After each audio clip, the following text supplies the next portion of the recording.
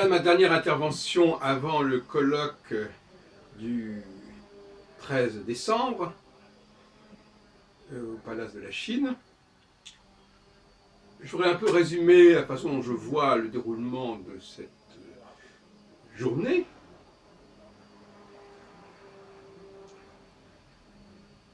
Trois temps. Un temps où l'on s'interroge sur ce que nous dit la tradition astrologique, sur la façon dont, sur ce qu'est l'astrologie, quelle est la philosophie de l'astrologie, quelles sont les techniques de l'astrologie. Et un deuxième temps qui est celui du décodage, car finalement, il faut aussi comprendre le monde, il faut aussi regarder le monde, il faut aussi observer le monde. Et ça, ça vient en plus, ça vient compléter la tradition astrologique. Et cette observation du monde et cette tradition astrologique doivent se féconder mutuellement pour faire apparaître une astrologie restaurée, réformée. Et puis un troisième temps, qui est justement celui de l'application de cette astrologie réformée à la compréhension du monde actuel,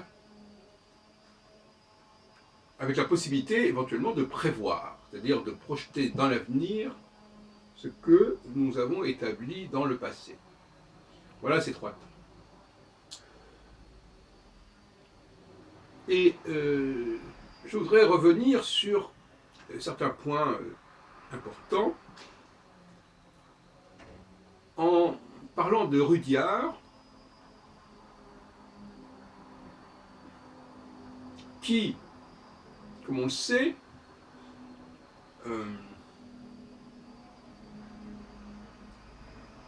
passait assez facilement des 30 jours aux 30 années, selon un système de correspondance d'un jour pour un an.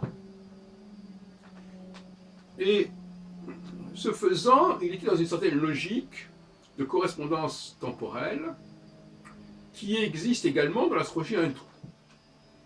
Puisque dans l'astrologie hindoue, comme avec la théorie des dasha,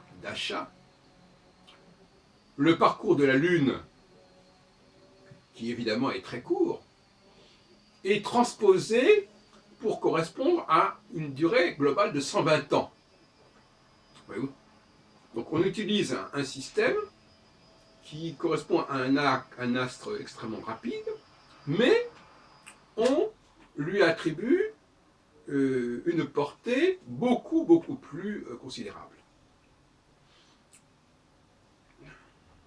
Et ça me paraît intéressant. Alors évidemment, donc c'est ce que fait également Rudyard, quelque part. Alors évidemment, ces correspondances peuvent être discutées sur le principe.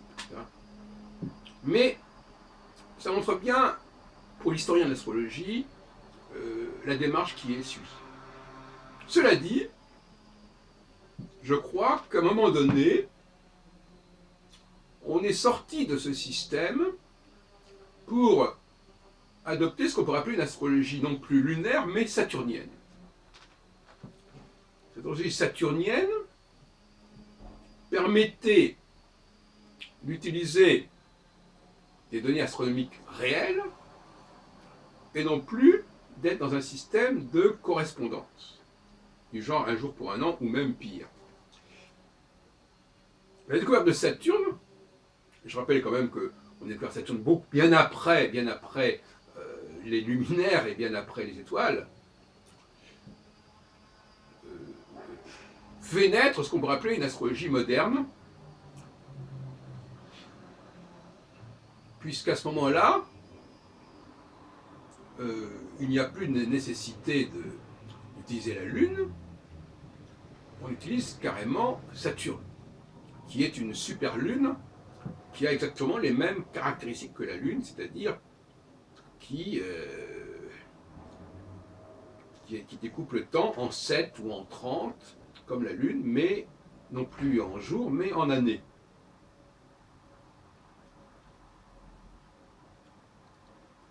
c'est cette astrologie-là que, pour ma part, je préconise. D'autre part,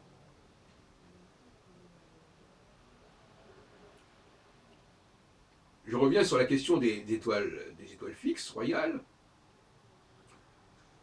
Un des débats est celui-là. La division de la semaine, qui est quelque chose d'extrêmement répandu, aussi bien chez les chrétiens que chez les juifs ou chez les musulmans, qui divise en 4 le mois, selon des procédures diverses. Est-ce que la division en 4 est fondée au départ sur les rencontres, les aspects entre le Soleil et la Lune? La conjonction serait donc la nouvelle Lune, l'opposition à la pleine Lune, et puis entre les deux, on aurait des demi-lunes. Ou bien, en réalité, c'est ce que je pense d'ailleurs, n'aurait-on pas affaire à des conjonctions entre la Lune et chacune de ces 4 étoiles fixes royales? Voilà un débat qui aurait permis également une division en 4.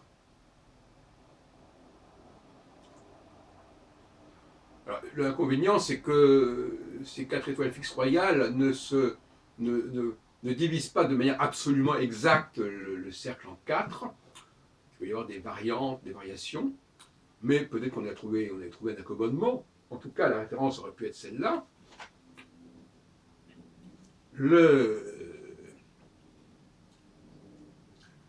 La division en 4, ce qui permettrait la division en 4, aussi bien du cycle de Saturne que du cycle de la Lune, ça aurait été en réalité l'existence de 2 grands axes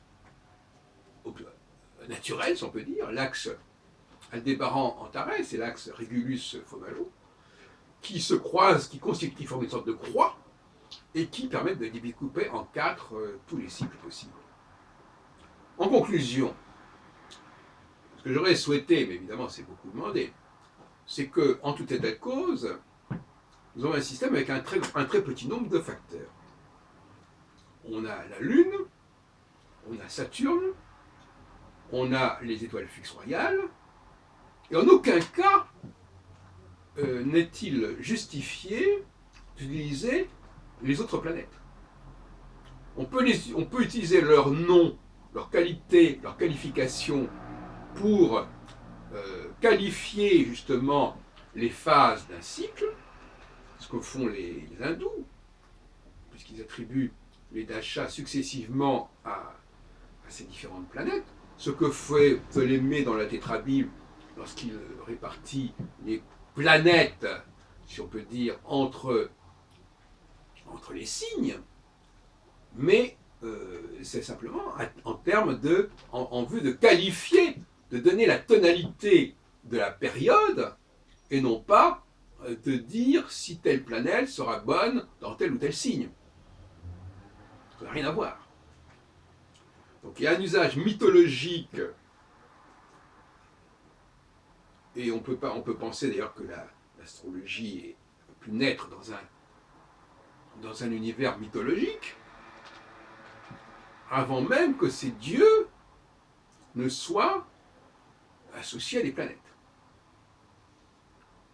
Ce qu'on voit très bien chez Manilius, d'ailleurs, dans l'Astronomicon de Manilius, qui est paru au 1er siècle, donc un siècle avant Ptolémée, on voit des dieux associés à des signes et des dieux qui n'ont rien à voir avec les planètes. Et je dirais aussi que la mythologie elle-même semble avoir été marquée par l'astrologie. Parce que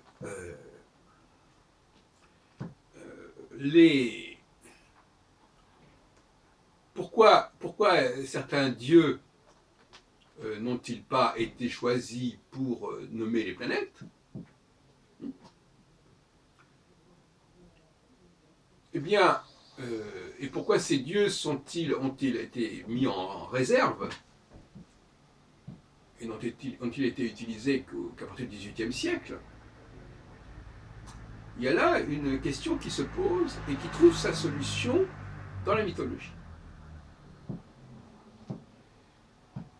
Voilà. Donc, on pourrait approfondir cette question, mais là, il y a une dialectique entre mythologie, astrologie et astronomie qui reste à approfondir, à étudier très sérieusement. Voilà, donc voilà ce que j'attends de ce colloque, de ce travail en commun, de ce travail collectif sur l'astrologie. Alors je ne me fais évidemment pas beaucoup d'illusions.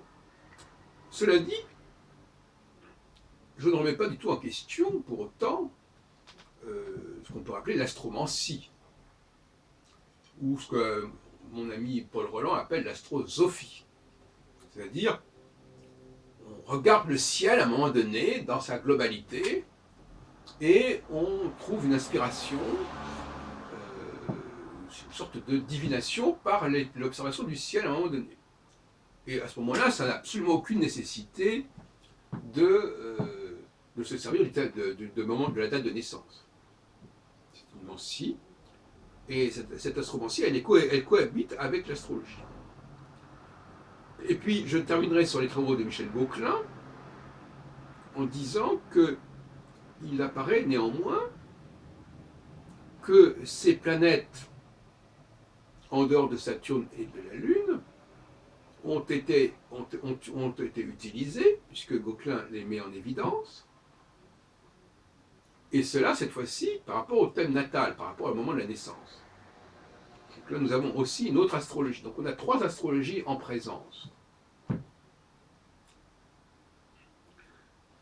Il semble qu'en effet, à un moment donné, on ait jugé bon de qualifier, en se référant à des totems planétaires, des activités socio-professionnelles. En disant que telle activité serait associée à la Lune, ou à Vénus, ou à Saturne, ou à Jupiter, à Mars, etc. En laissant d'ailleurs de côté Mercure et le Soleil, si on regarde les travaux de Gauquelin. Voilà. Donc nous avons 3 astrologies qui cohabitent, une astrologie cyclique, qui n'est pas liée au thème natal, une astrologie divinatoire, qui n'est pas non plus liée au thème natal, qui est en fait une astrologie horaire, et puis une astrologie génétliaque, liée au thème natal, qui est celle que met en évidence Gauquelin, et qui utilise 5 astres. Voilà. Donc c'est cette cohabitation entre ces 3 astrologies qui constitue ce qu'on appelle l'astrologie.